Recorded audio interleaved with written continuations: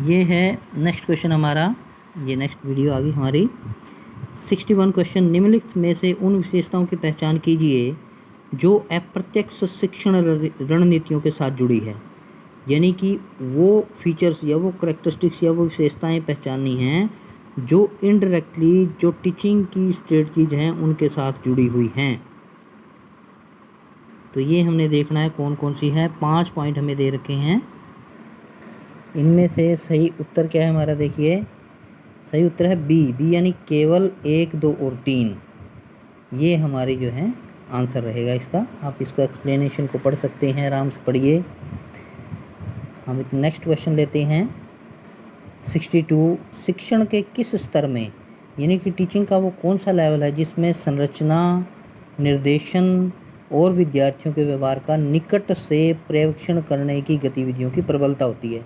यानी कि ये क्वेश्चन क्या है कि टीचिंग का वो कौन सा लेवल है जिसमें स्ट्रक्चर यानी कंस्ट्रक्शन हो या संरचना हो, और निर्देशन यानी कि इंस्ट्रक्शन हो, और विद्यार्थियों के व्यवहार का बिल्कुल निकट से ऑब्जर्वेशन पर्यवेक्षण करने की जो गतिविधियाँ उनमें किसकी प्रबलता होती है। बहुत ज़्यादा क्या होता है, बहुत ज़्यादा होता है डी यानी स्मृति स्तर, यानी कि मेमोरी लेवल जो है वो ज़्यादा उस पर इफ़ेक्ट पड़ता है। पहले भी ऐसा क्वेश्चन आया था मेमोरी लेवल का। ये हो गया। इसके बाद नेक्स्ट लेते हैं हम 63, यदि आपके विद्यार्थियों के पहचान निष्पादन तत्परता स्तर की दृष्टि से अक्षम, एक होता सक्षम एक होता अक्षम यानी कि डिसेबल, लेकिन इच्छुक के रूप में की जाती है, तो उनके लिए निम्नलिखित में से कौन सी शिक्षण विधि को उपयुक्त माना जाएगा। बहुत इंपॉर्टेंट क्वेश्चन है। तो ये माना जाएगा डी को, जिसमें क्या आता है हमारा लघु पदीय प्रस्तुतियाँ। क्योंकि आपको क्या क्वेश्चन दिया है, देखिए यदि आपके विद्यार्थियों की पहचान निष्पादन तत्परता मतलब जल्दी से जो आउटपुट निकलता है पढ़ने के बाद, स्तर की दृष्टि से अक्षम यानी कि डिसेबल, लेकिन इच्छुक के मतलब पढ़ने के लिए इच्छुक है वो, तो उनके लिए इनमें से कौन सी शिक्षण विधि, कौन सी टीचिंग मेथड को बढ़िया माना जाएगा। तो उसको माना जाएगा जिसमें छोटी छोटी प्रस्तुतियाँ हो, लघु पदीय, लघु पद मतलब छोटे छोटे पद, छोटी छोटी लाइनों में प्रस्तुतियाँ हो, और त्रुटिहीन कार्य हो, त्रुटि ना हो कोई, और प्रबलन की बारंबारिता हो, यानी कि बिल्कुल इसमें सही से प्रबलन मतलब कि फोर्स के साथ जो है बार बार उनको जो है अच्छे से समझाया जाए, बताया जाए। बड़ा अच्छा क्वेश्चन है ये, आप इसको एक्सप्लेनेशन जो है वो भी पढ़िएगा। नेक्स्ट क्वेश्चन हमारा आता है 64, निम्नलिखित में से किस शिक्षण स्तर में अधिगमकर्ता को अवधारणाओं के सकारात्मक दृष्टांतों के बीच विभेद करने का अवसर प्राप्त होता है। क्वेश्चन दोबारा से पढ़ते हैं।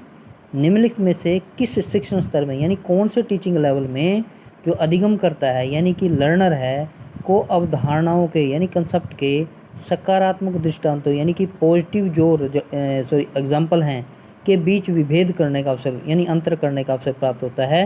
तो ये बी है, अवबोध स्तर पे, यानी कि जब उसको इस चीज़ की समझ आ जाती है, अंडरस्टैंडिंग लेवल बोलते हैं अवबोध स्तर को। नेक्स्ट है आपका 65, शिक्षण के दौरान किसी शिक्षक के वे कथन जो विद्यार्थियों को स्वयं या दूसरे के किसी उत्तर को सविस्तार प्रतिपादित करने के लिए प्रोत्साहित करते हैं, वो क्या कहलाते हैं। ये भी बड़े अच्छे क्वेश्चन टीचिंग एप्टीट्यूड के, ये आप इनको आराम से पढ़िए। तो इसमें आपका आ जाता है ये डी यानी कि विशेष परीक्षा, या पढ़ लीजिएगा इसको जो ये एक्सप्लेन किया हुआ है। हम नेक्स्ट क्वेश्चन करते हैं 66, ज्ञान के साधन के रूप में अनुपस्थिति के संदर्भ में कौन सा सही है।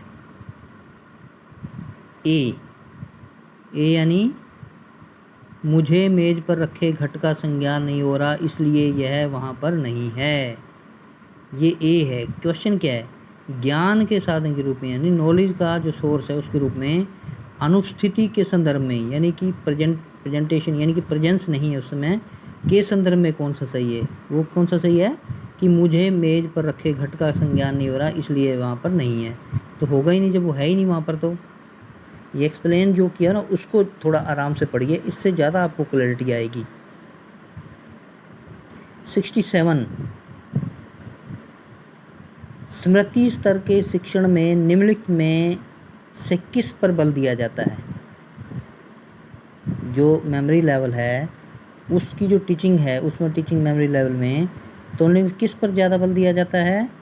बल दिया जाता है हमें बी यानी कि ए, सी और ई पर। ए क्या है, सोच और विचार को स्थित करना। द्रुत प्रत्यास्मरण में सहायता के लिए व्यवस्थित प्रस्तुतियों पर, द्रुत मतलब तेजी से, और ई है तथ्यों को सही क्रम में लगाने की निपुणता। ये क्वेश्चन आपका आ जाता है 67। देख लीजिए, इसको आराम से एक्सप्लेन किया हुआ है, इसको पढ़ लीजिए। नेक्स्ट हमारा क्वेश्चन आता है 68। सामाजिक विज्ञान में केंद्रीय मुद्दा यह प्रश्न है कि क्या प्राकृतिक विज्ञान की विधियों का प्रयोग करके सामाजिक दुनिया का अध्ययन किया जा सकता है। यह कथन किस विषय की ओर संकेत करता है।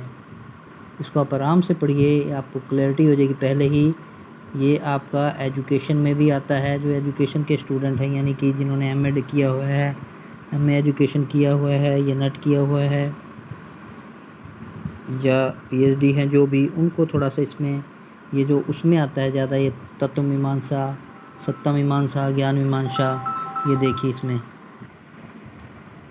इसके बाद नेक्स्ट क्वेश्चन हमारा आता है 69। प्रभावशाली शिक्षण व्यवहारों की सूची में से उन्हें चुनिए जिन्हें मुख्य व्यवहार कहा जाता है। ये 6 पॉइंट इसमें दिए हुए हैं, तो इसमें से आपका जो आंसर बनता है वो ए है। फर्स्ट, फोर्थ और फिफ्थ। फर्स्ट देखिए, सभी विद्यार्थियों को प्रत्यक्ष, श्रव्य और मौखिक प्रदायगी। और फोर्थ है जी प्रस्तुतिकरण के विविध तरीके। और पांचवा है कक्षा को कम से कम अस्त व्यस्त करते हुए दुर्व्यवहार को रोकना। क्वेश्चन आप देखिए, प्रभावशाली शिक्षण व्यवहारों की सूची में से यानी कि जिन्हें मुख्य व्यवहार माना जाता है, वो आपका ये क्वेश्चन है। और ये आपका इसमें एक्सप्लेन किया हुआ है, इसको भी आप पढ़ लीजिएगा जो एक्सप्लेन किया हुआ है। मैं बार बार आपको ये हर एक वीडियो में आपको बोल रहा हूँ कि ये पूरे जितने भी क्वेश्चन हैं, अभी तो शुरुआत है, ये इतने क्वेश्चन हो जाएंगे कि आपको प्रैक्टिस इतनी हो जाएगी कि ज़रूरत ही नहीं पड़ेगी कुछ और करने की, खासकर फर्स्ट पेपर के लिए। अगर आप थोड़ा सा आराम से इसको स्टडी करेंगे, पैटर्न को समझेंगे, तो आपको बहुत आसान रहेगा। नेक्स्ट जो तैयारी कर रहे हैं जो है दिसंबर के लिए, 2024 दिसंबर, तो और किसी को कोई समझ ना आ रहा हो या कोई साफ ना दिख रहा हो, कल लोगों ने कुछ आप में से जो है लाइक भी किया हुआ है, कमेंट नहीं आया, लेकिन कोई शायद सब कुछ ठीक ठाक रहा। फिर भी आप पॉजिटिव या नेगेटिव जो भी आपकी तरफ से रहता है कि आप इस तरह से करवाएं, या आपको कोई दिक्कत आ रही है इसमें, या क्लैरिटी नहीं हो रही है, या क्लियर नहीं दिख रहा है, तो प्लीज़ मुझे कमेंट करके बताएं और सब्सक्राइब भी करें। आई थिंक इसमें कोई प्रॉब्लम भी नहीं है, या फिर लाइक करें। ओके, और नेक्स्ट वीडियो जल्दी आपके लिए फिर मैं लाऊंगा। आज के लिए बस इतना ही। Thank you.